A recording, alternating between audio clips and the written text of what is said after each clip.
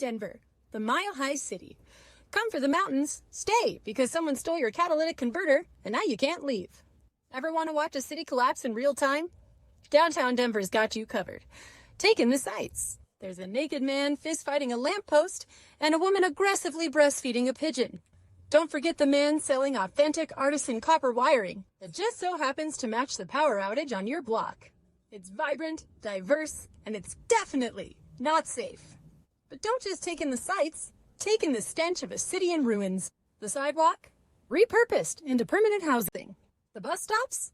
Those are now living rooms. Need to walk literally anywhere?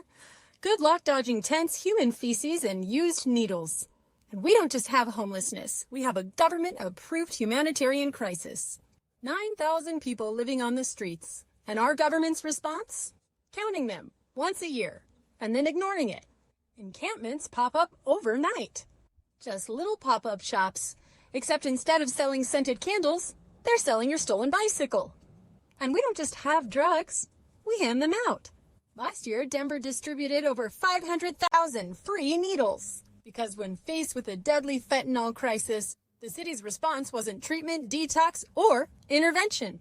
It was making sure everyone had the proper tools to keep using. Fentanyl overdoses here are up 800% in the past 5 years. Over 1,000 people died last year alone. That's 3 people a day. But don't worry, the governor has a plan. More Narcan stations and free fentanyl testing strips. Because when people are dropping dead in record numbers, the best course of action is to make sure they can measure their poison before taking it. And if they overdose, no problem. Paramedics will revive them, hand them a fresh dose of Narcan, and send them on the streets to do it all over again. It's like playing whack-a-mole with human despair. Denver won't fight the crisis, but they will use your tax dollars to fund another bike lane. Because what the city really needed wasn't fewer deaths or safer streets. It was more space for people to swerve around bodies while riding e-bikes. So come on down and experience the mile-high city, where the crime is lawless, the leadership is clueless, and the only guaranteed trip is a drug-induced coma at Denver Health. Welcome home.